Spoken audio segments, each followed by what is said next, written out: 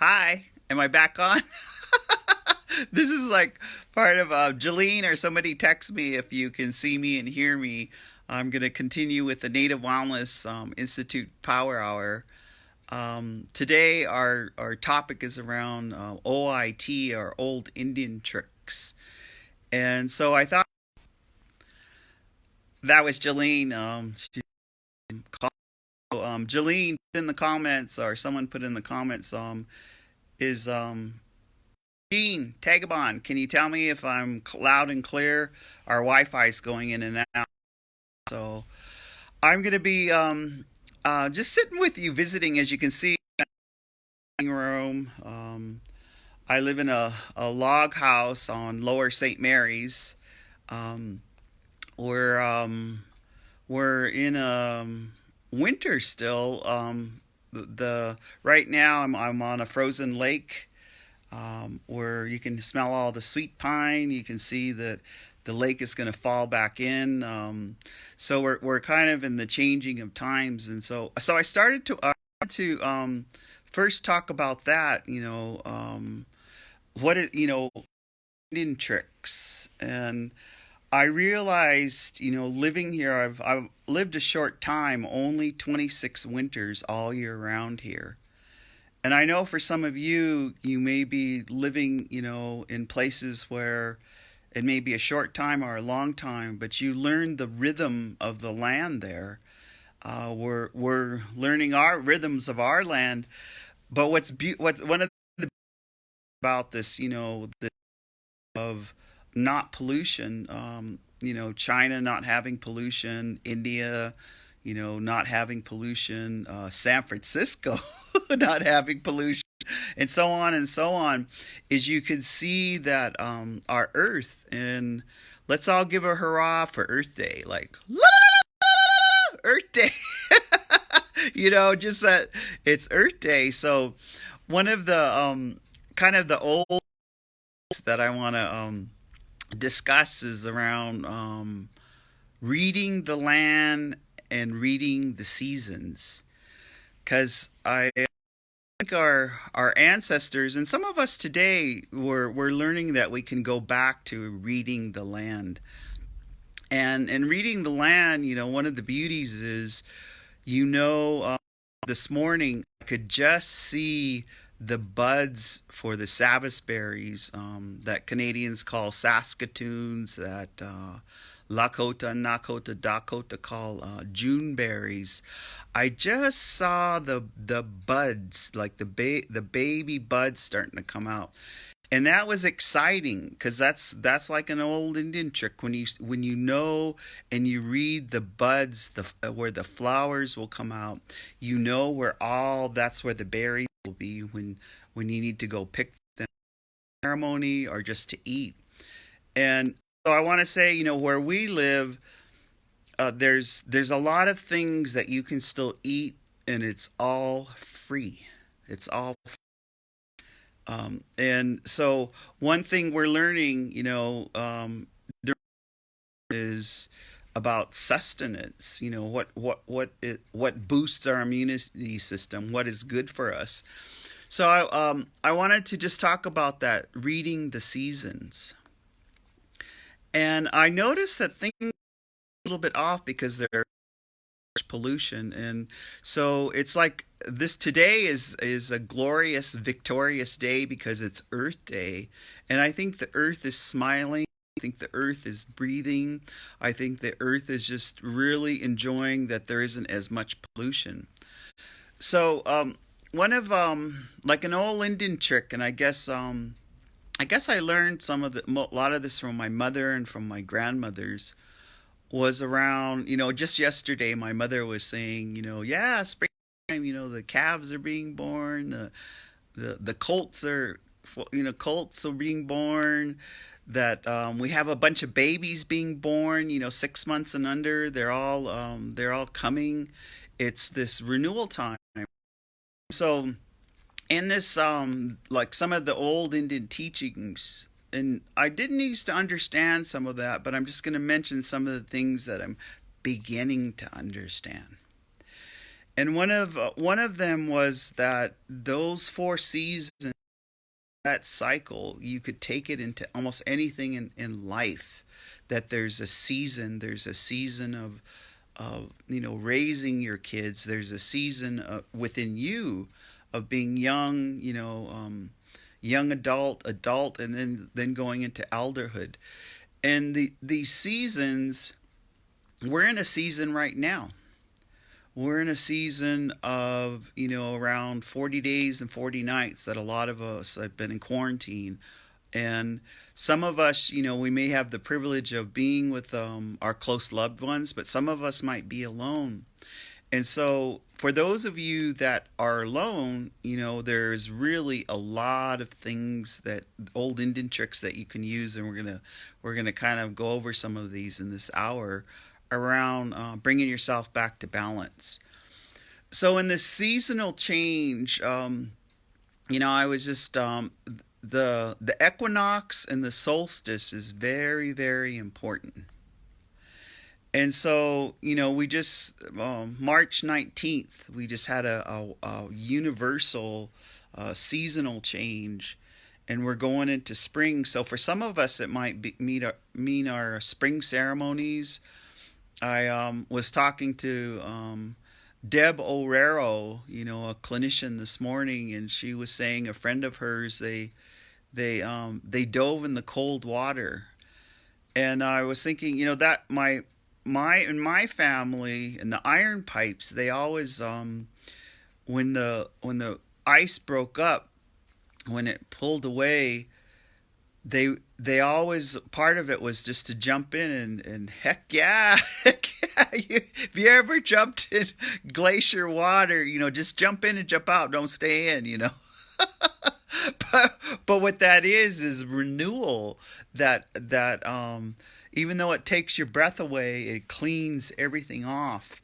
And in the seasonal change, that's something right now that you could plan for. I mean, we'll be coming into another one, around June 20th. And so if you begin to even think during this change, you're probably going through a lot of realizations. Are you having these, I call them aha moments, about what really has meaning to you and what you hold dear, and some things that you let go, that Jolene talked about on Monday.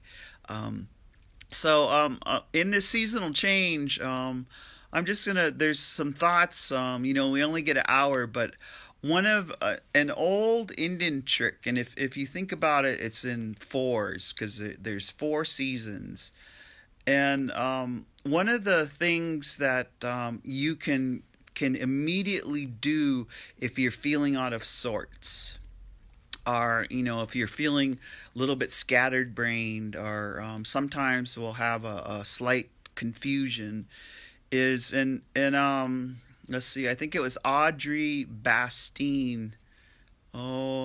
Maybe about 4 years ago. I'd always heard this old Indian trick, but Audrey comes to my mind. She's married to Leonard Bastine, and I went to school at UC Berkeley. Got in there when I was 17. I graduated, and in 2017 they wanted me to be a commencement speaker. So it was like going full circle, but it meant a lot to me. And I didn't want to speak in a colonized way, like, real colonized, PowerPoint kind of stuff. So I wanted to speak from my authentic indigenous Nitsitapi, Skapi Pikani. So Audrey was painting us, because I know that we get painted. It cleans us off, and it helps us renew. And so I asked Audrey, you give them tobacco, and I just asked her. I said, Audrey, what can I do to center myself, so that my ego, because ego is like, edge God out kind of talking. What can I do to center myself so that when I'm going to speak, or that my words are, they're helpful to anyone who is listening to them? And so this is, I guess, the first old Indian trick is, and of course, they don't answer right away, but, she was thinking, and then she said to me, she said, Theda, when you get up there, you know, um, call yourself. And she said, just call yourself, and you can do it. Even it don't matter, even in front, even if they don't understand. Call yourself in the four directions. So one of the first old Indian tricks is, when you're feeling out of sorts, call your Indian name. You should always call it when you're traveling, or, I always tell people, because Native Wellness Institute, we do a lot of training in hotels and stuff, and people that can't sleep good are, they're out of sorts in the hotel room, and I'll say, well, you should call. Did you call your Indian self? Did you call your Indian self at home so your Indian self could come with you here? Maybe your Indian self is back there.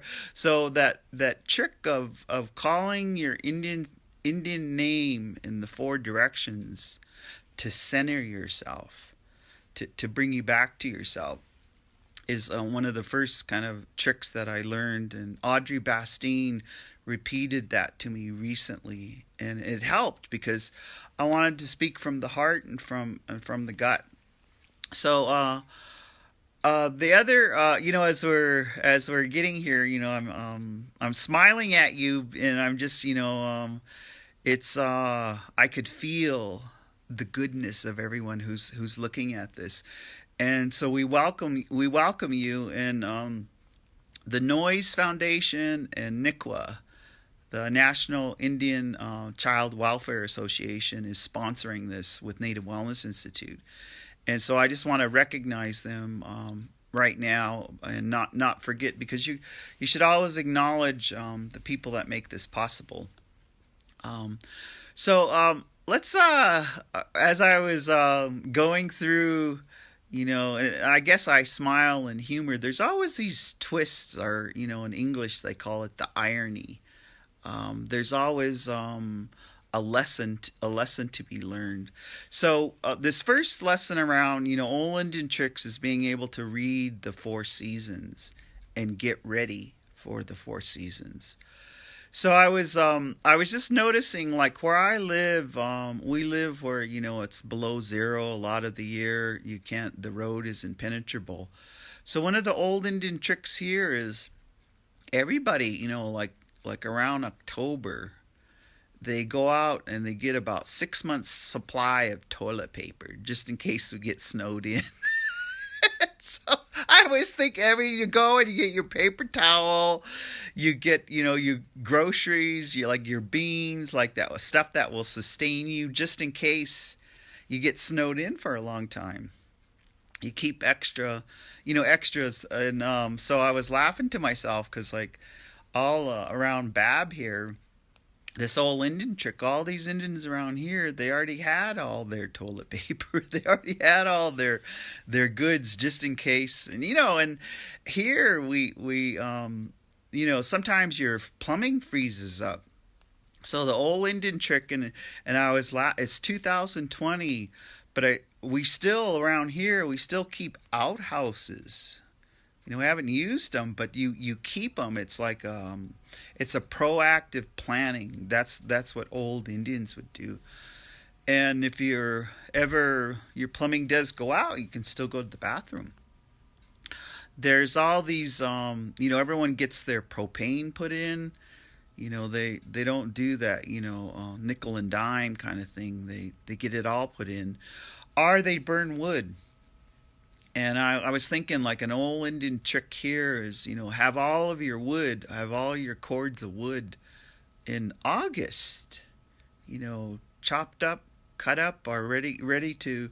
So there's those seasonal. So think about, now what we're learning. What we're learning is that maybe we were living paycheck to paycheck.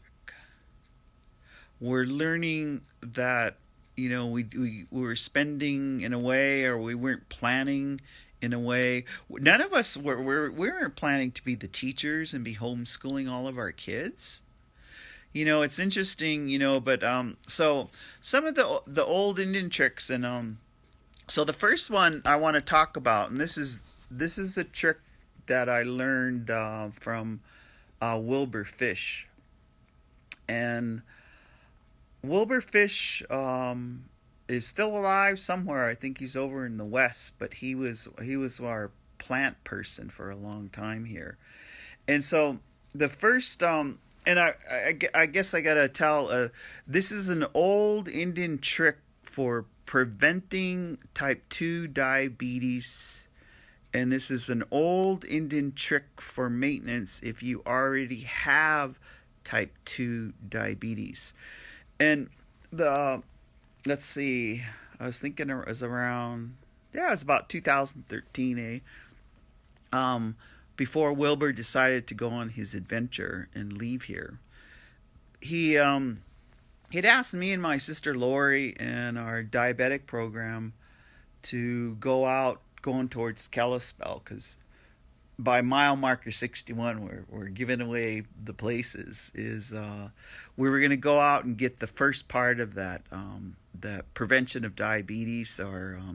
So Wilbur, he asked us to go out, and when we were walking with him, he was telling us, he said, I'm going to show you this medicine because we can't wait for people to give us tobacco and protocol, because we need to, whenever you're in a public arena, which this is a pretty public arena on Facebook, he said, I want you to, you already have permission, because he said you have permission to share this medicine, this old Indian trick about, if you already have type 2 diabetes, just maintaining, and then if you're prone, you can prevent it. So he took, when he was walking with us, that was some of the stuff he was saying, and he said, the reason I'm showing this to you is because these other people, they're novice. They don't pick plants all the time, but and you know how when they're novice, they go out and they just grab a whole bunch of it and they think they're done. There isn't like long time protocols. You have to develop a relationship with the plant. You have to go out, for years or every year and put out tobacco. Talk to that plant. Let it get to know you. You get to know the plant. And so he said, but I'm going to show it to you and share this information. So one of this is the kind of gloves that you need to go harvest what is called Devil's Club. And this is an old Indian trick. These are my gloves that I use to go out and to harvest. And the plant, again, the seasons are changing. Usually this first part of the medicine of Devil's Club is around here, our season, it's ready in September. But with the seasonal change and climate change, sometimes you have to go look, you have to monitor it, because it might be ready in August. And I'm just going to reach in because this raw Devil's Club, you can take a good look at it. This actually comes from around Inchelium and the Colville Reservation. And when this information that I'm going to give you, this old Indian trick, in that area, when we were first explaining what I'm going to explain to you, is they went and took it out to all of the elders that their A1C was really high, and they had type 2 diabetes, and there was Deb Orero, there were several people that went out and got this, and I'm holding it up because you could see the little, when you go out, this is with a lapler, this is what you chop off in these increments. It's like, maybe about 12 inches. It's about a third of a meter for those of you in Canada. And it has, if you see the little stickers, that's why, because that's why I have these gloves on, and that's how you have to harvest it, because you don't want those to stick in your hand. So I'm just gonna, a lot of the teachings, they take a long time, so I'm giving you a nutshell. You get this devil's club, and with these leather gloves, when you first chop it off and put your tobacco, put your prayers, you strip all of these tentacles, these off, because you're going to be using just the the covering around without the tentacle, without the kind of like, they're like razor blades, and you're going to dry that. You can take a sharp knife and you can cut out the outer coating and you dry it. You can use the inner coating but you're going to use about this much, could even make a close to a gallon. And you dry it, and you the regiment is you drink 2 cups of this in a hot tea in the morning. And then in the evening, the second part of it is, those berries I talked about earlier when we started in this old Indian trick. Those berries, when the berries are ripe, if you cut all of the leaves and you go out, you put out, and it works best, to say the prayers even 1 leaf at a time, not in a hurry. It's always gentle. And you ask that leaf to help you with your insulin. And that's what Wilbur Fish taught us, was that this tea that you're going to make. So 2 cups of the Devil's Club in the morning, hot tea, and then 1 cup of hot tea from the dry leaves of the Savis berries or the Saskatoons in the evening. And you do that for 3 weeks. And you monitor yourself. You could do blood sugar, or you could do it in your energy and how you feel. And sometimes it kickstarts. And what Wilbur said to us, and he taught us, is that what it does is it gives your body, it reignites your ability to make the amount of insulin that you need for the food that you intake. And so sometimes doing that regimen for 3 weeks, it actually kickstarts your body, and you don't need anything else. And again, you're going to be with your doctor. You're going to have to be monitoring yourself, but it might kickstart and your body starts making insulin again for you. So I'll just say that much. So it's Devil's Club, and then it's the leaves of Savis berries or Saskatoons or June berries. So I wanted to, because I'm a tangible person, and that's an old Indian trick for getting your diabetes under control. Now, this morning when I was getting ready for this and I said my prayers, I've been thinking a lot about another mentor named Narcissus Blood. And so I'm just naming the people because I'm a student. I'm still a student. And as I get older, you really have to acknowledge where you learned this stuff. So one of the stories, and Narcissus, and those of you who know him, but in a nutshell, again, I'm nutshelling some stories. He was teaching us about Maslow when Maslow came here in the summer of 1938, 1939, and 1940. And because I think it has a lot to do with remote prayer and the things that we're learning and the cycles of life that will help us and sustain us to be into harmony around Earth Day. So Narcissus, the story I heard from Narcissus, and he had this story because I'll tell you the story. And he was talking about when Maslow first came here. And Maslow was a scientist. He was known as the Monkey Man because he studied deviant behavior. And part of his study was, why some monkeys raped other monkeys. And he had a couple surveys. You know how science worked. And Ruth Benedict, Cornell University, told Maslow that he needed to go to a community where they hadn't been touched, or no one had been there, and test his theories. So she sent him to Sixikai. Part of the Blackfoot Confederacy. We have three Sixikai, Kainai, Abatsapikani. There are three reserves in Alberta, and then you have the Blackfeet in Montana. So Maslow, and she told him he needed to go up there and test these questions on those people. So Maslow didn't have a car.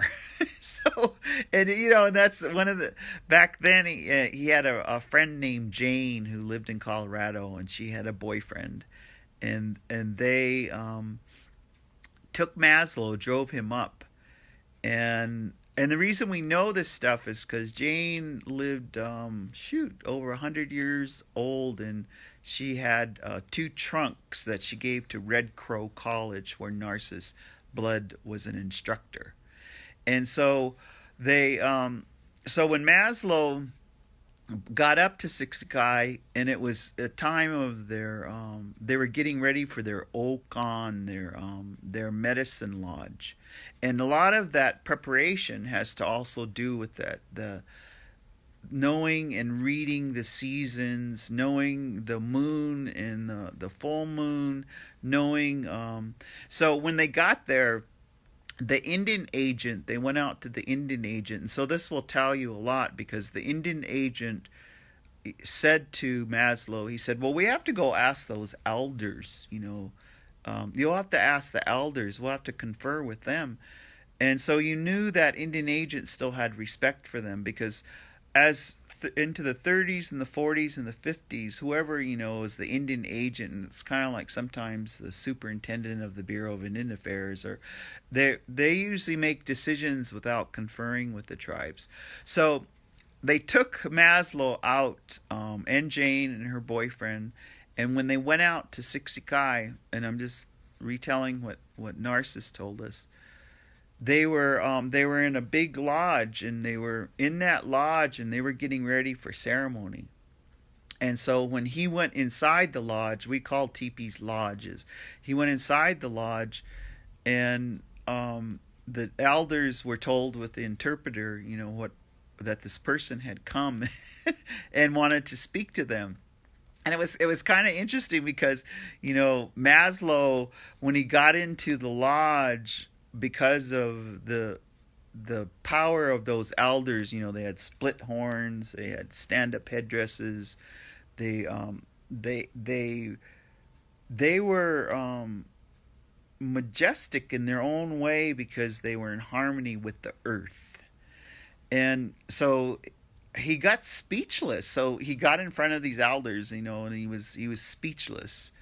And so he couldn't speak, he couldn't talk, and so his female friend Jane got in front of him and spoke for him. And that was the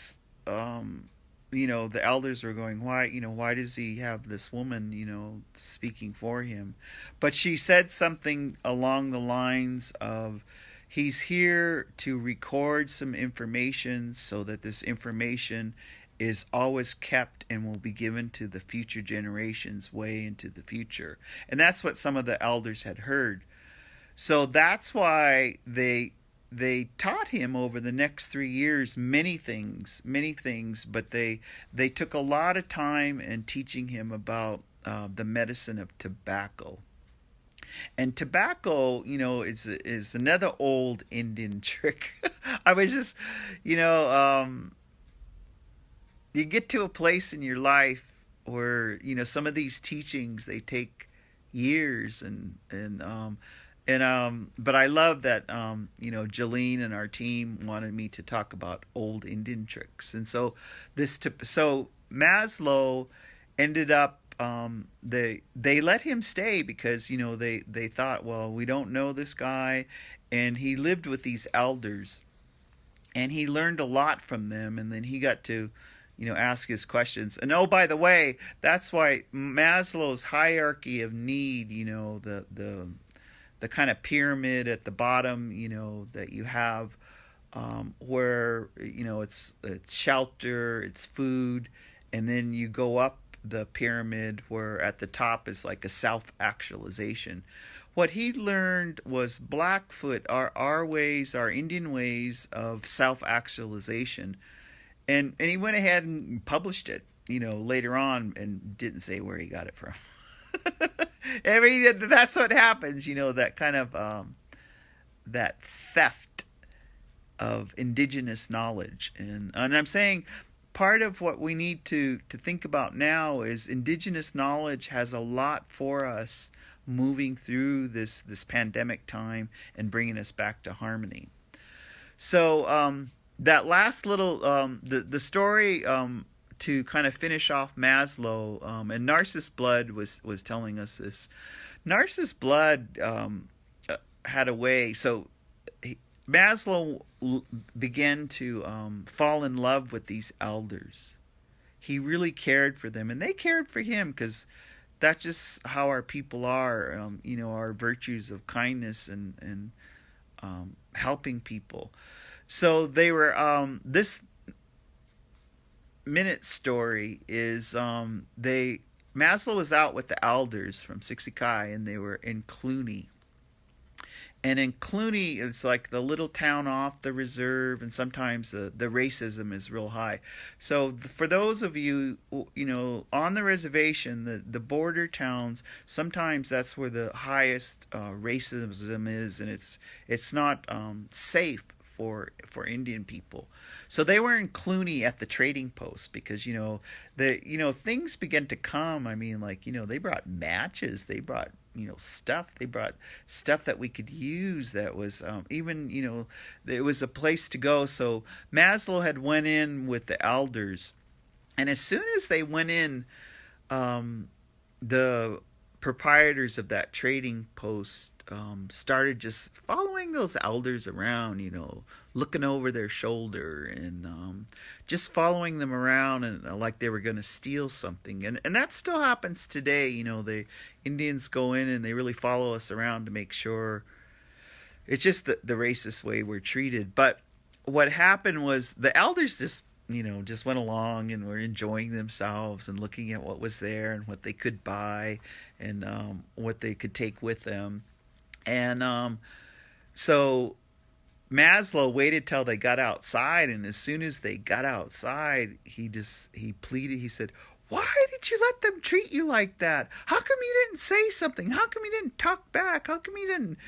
And the elders are kind of like looking at him. And this is old Indian trick. When they start looking at you like, you know that old Indian trick's gonna come out. But the elders were looking at him, and then they let him, express himself and get that emotion out, and then they kind of just like said, you can't don't pay attention to that. You don't pay attention to incomplete people. Don't let them bother you, and don't let them bug you. And so that I always, I think about what Narcissus taught us, because sometimes, like when I've been going out, even, with my gloves and my mask, and I was thinking about how some people are behaving around the world, I think, and how some people are behaving, close by, is in their incompleteness, they're having fear. In their incompleteness, they're exhausted. In their incompleteness, they're not sleeping right, and all of those things that kind of push us out of harmony. So I'm going to just visit with you about some of the old Indian tricks, like to bring us back into harmony. I that tobacco. Raise your hand if you chew snuff. Okay, all the cowboys and cowgirls that chew snuff in private.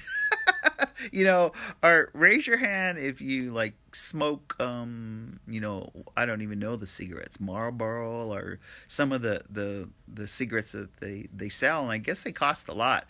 Or so in tobacco there's two ways of and I guess this is the old Indian teaching. There's two ways.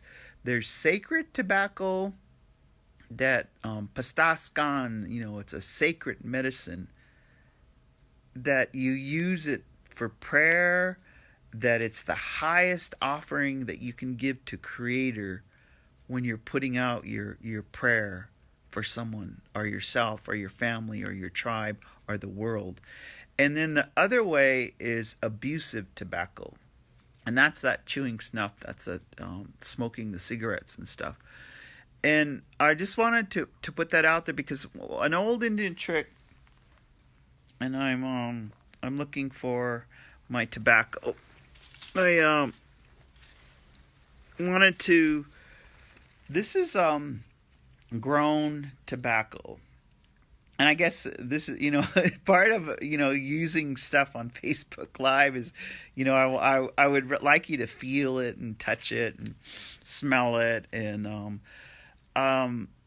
what I have learned, and I learned this, from Coco in Fort Peck, and Lori Newbreast, Bruce Wolfchild, and there's Iron Shirt.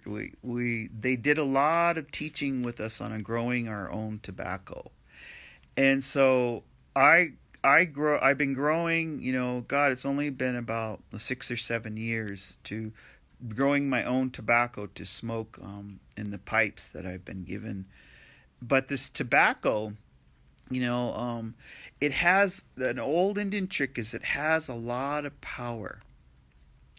And I'll give you an insight on some of the power that it has. Like for methamphetamine use or opioid addictions or even gambling addictions, all of those addictions that people that don't go into recovery just get.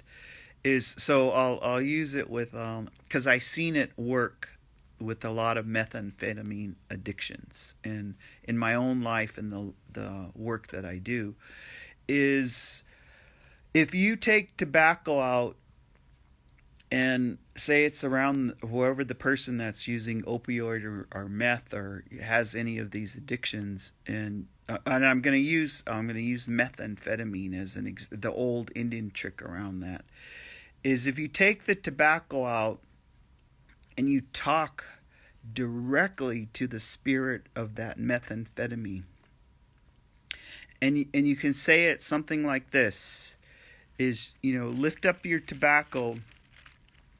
And you talk to the methamphetamine and you say, I'm putting this tobacco out and I'm acknowledging how powerful you are. I see how powerful you are, methamphetamine. I see how powerful you are. And with this tobacco, I'm telling you that you're not welcome here no more. That you're not welcome to stay here. And you put the tobacco down. And I have seen it over and over, that old Indian trick, and especially for the person who is addicted, like say it's a gambling addiction or a shopping addiction, because, the shopaholics, they're going nuts. They can't shop. And you may take that tobacco out, say if it's gambling or it's, smoking cigarettes.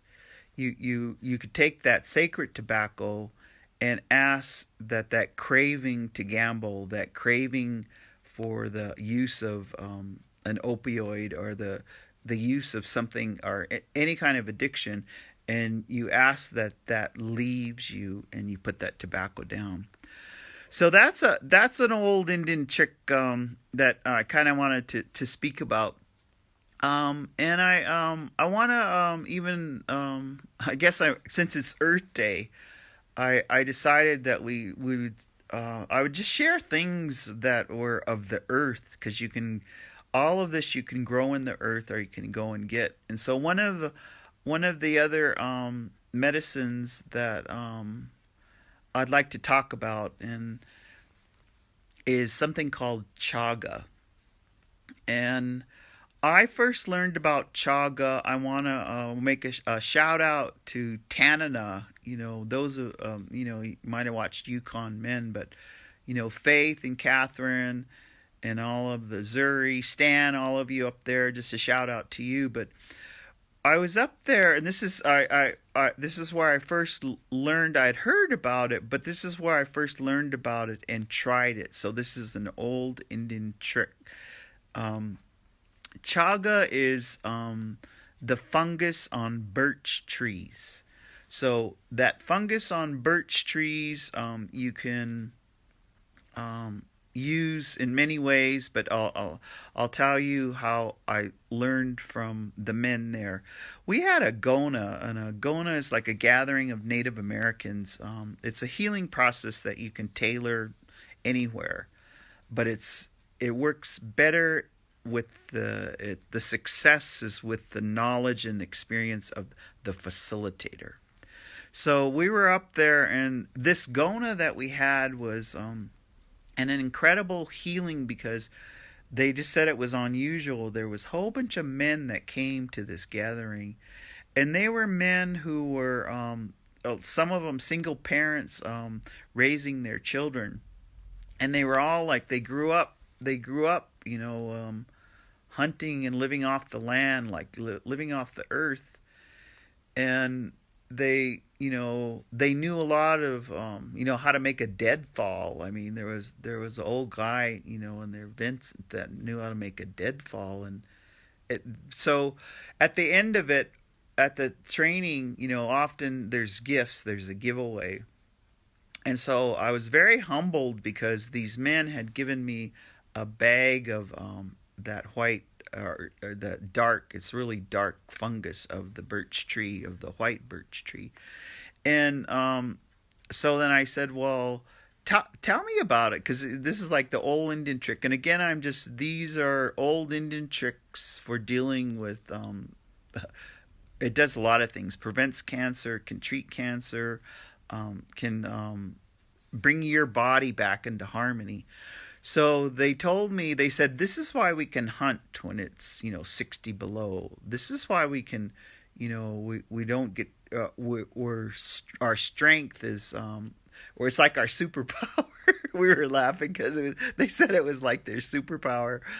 And I go, well, how do I use it? And so they said, well, just drink, make a hot cup of chaga, boil water, steep it, and drink one every morning and then see how you feel. So I came home and again, Wilbur Fish, one of our mentors, he said, we're the guinea pigs. So in order to, this isn't about Googling something or watching something on YouTube. This is you experiment on yourself and see how you feel. So it was interesting. I used it for a couple of months, and I noticed my energy level was just not high. It's like I had really good energy. I had my mind seemed clearer. My body, I could hike, I could run, I could chop wood, I could, go on. Where other people would be tired, I wasn't tired. I was, and not like super. So that chaga, I have another friend that was not feeling well. There wasn't good energy, and she just said, "Man, I feel like I'm just getting old." And I told her, I said, "Man, maybe you should just try this chaga. Try it for 6 months and see how you feel." And I didn't see her for about a year. And when I saw her in about a year, she looked younger. She was more energetic. Her sense of humor was there. And I'm just saying, she goes, yeah, I've been using that chaga. So, and it's Chaga, Chaga. So I would it's best if you go out and gather it. And again, this is a Wilburfish, a lot of stuff that you buy, like you buy, if you buy stuff, it doesn't have no power. There's nothing in it because there's something about money. It dampens the power of it, so you have to reignite it. So like if you do buy stuff, like if you got it from a health food store, or you get it at the trading post, you can reinvigorate it by smudging it. And that's an old Indian trick. You can reinvigorate and put the spirit back into something by smudging it. So even, the medicine you get at your Indian health service or anything like that, smudge it. You reinvigorate the base medicine, the base plant, and getting that to come back into it, and then you can use it. So I wanted to share another story. And during this time of pandemic, there's a lot of people, and I've been hearing for a lot of tribes and a lot of religions, there's something magic about 40 days and 40 nights.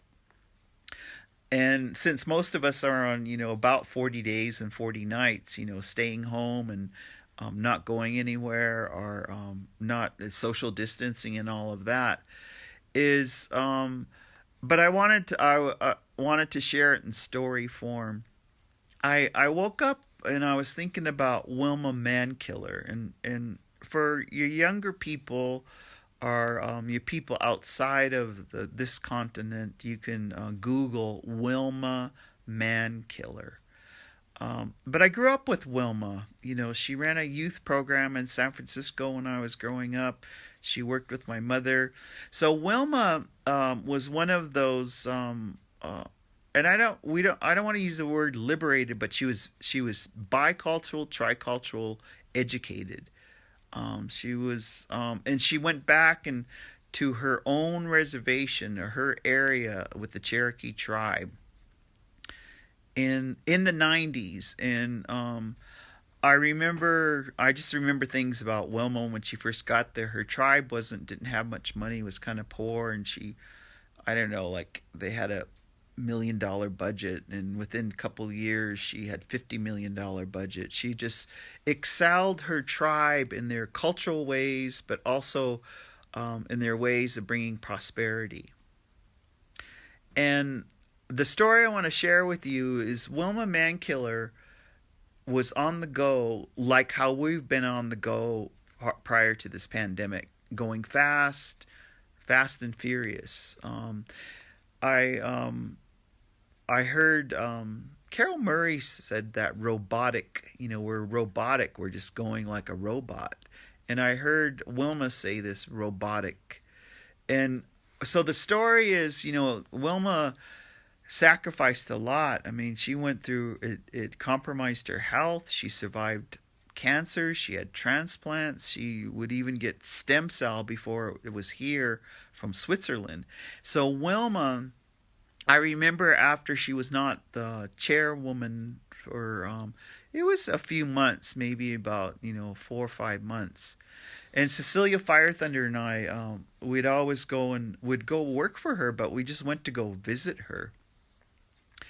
And we took her out to eat. And when we were eating with Wilma Mankiller, she said, this is what she said. And she said, I didn't know that for that 11 years I was on a fast-moving train.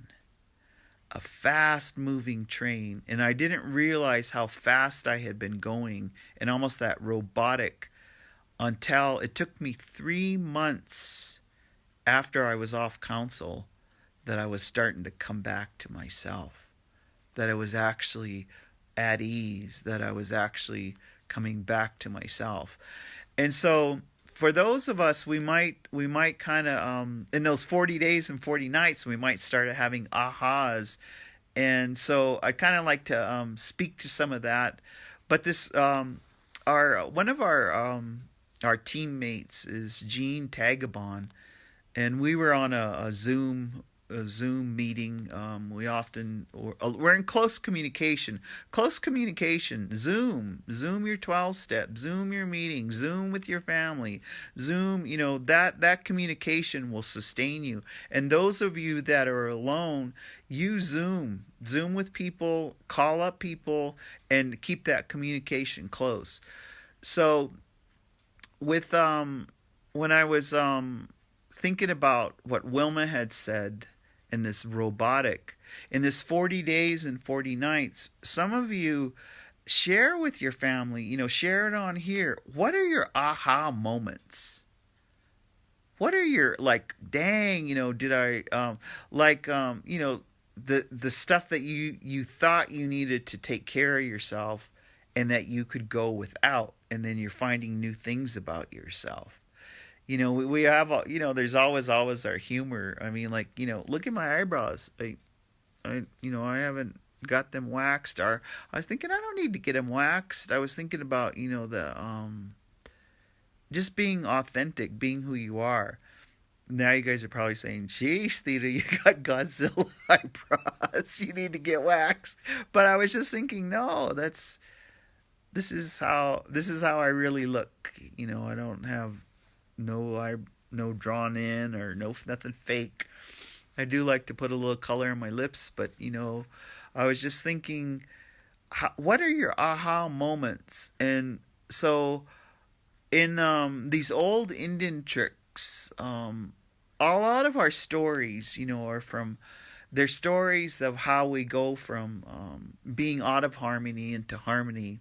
So in these last few minutes, I'd just like to speak to some of those realizations that we might be having, and what's going to bring us into wellness or bring us into more harmony.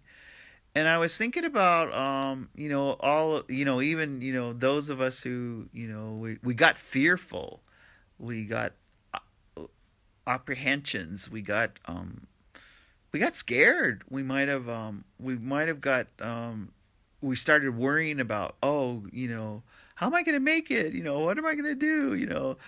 And in these 40 days and 40 nights, as you start just living living one day at a time, if you're doing your prayers and you're feeling the love and you're giving to others and you're thinking of kind ways, you start to there's something you become more confident in your faith. So think about during what are the old Indian tricks that help you feel confident in your faith, that humble you. Just to look around and be grateful. Be grateful for the roof over your head. Be grateful that you have food. And be really grateful if you got good Wi-Fi and you can binge on Netflix. Be grateful that you got books. Be just writing all the things that you can be grateful for. I was thinking, I'm working on a project where a lot of the reservations and a lot of communities, urban too, they're finding out that there's a higher rate of domestic violence. There's higher suicides, the death, the grief. And so sometimes looking at an old Indian trick, and and I guess this is something we can speak to as we're winding down for the time that we have here, is just living in today, living in the here and now, and being really present. It's just like being really present with, I bet you some of you are having an aha about that. It's really fun to cook. It's really fun to try different ingredients, soups, stews, just that ceremony of cooking. Enjoy the food that you have today. Put out the spirit plate. Live in today, and live in this 24 hours. And if you stay focused on this 24 hours in gratitude, and some of you, I was loving all the creations, which tomorrow is my sister Lori will be talking about creative energy. But I was just noticing, one of my favorites is John Isaiah Peppian. I just love that artist. But I love all kinds of artists, and my life partner is an artist. And I was just noticing during this time when they're part of their calmness is to create, is to be, to build something, is to fix all of those things that you have before. I was thinking even today, I wore, I don't know, my sister sews all of my clothes. She always has. She follows protocol, like the younger sister making all your older sister's clothes. And I'm so grateful for that. I'm very grateful for that. But I was thinking, she made this dress, I don't know, over 20 years ago. And so I decided to wear it.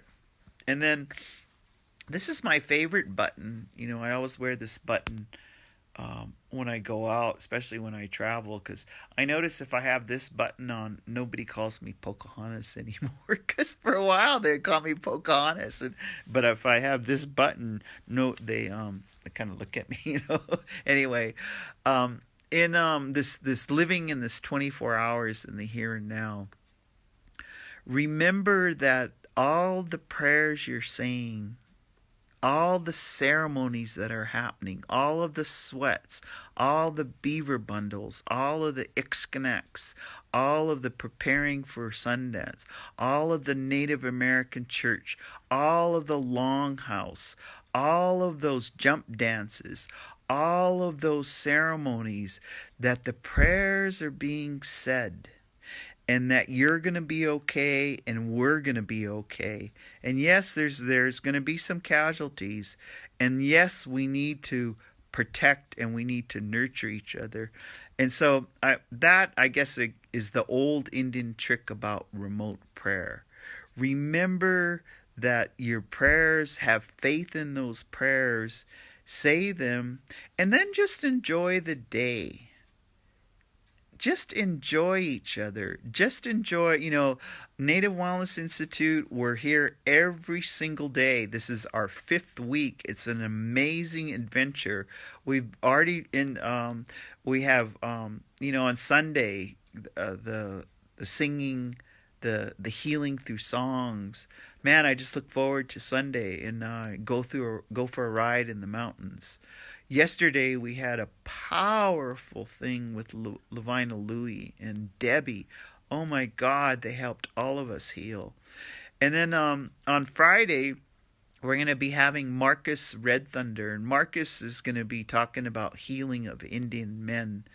And Marcus is and I think his wife is going to join him, Melissa. She's a lawyer. Ooh, a lawyer.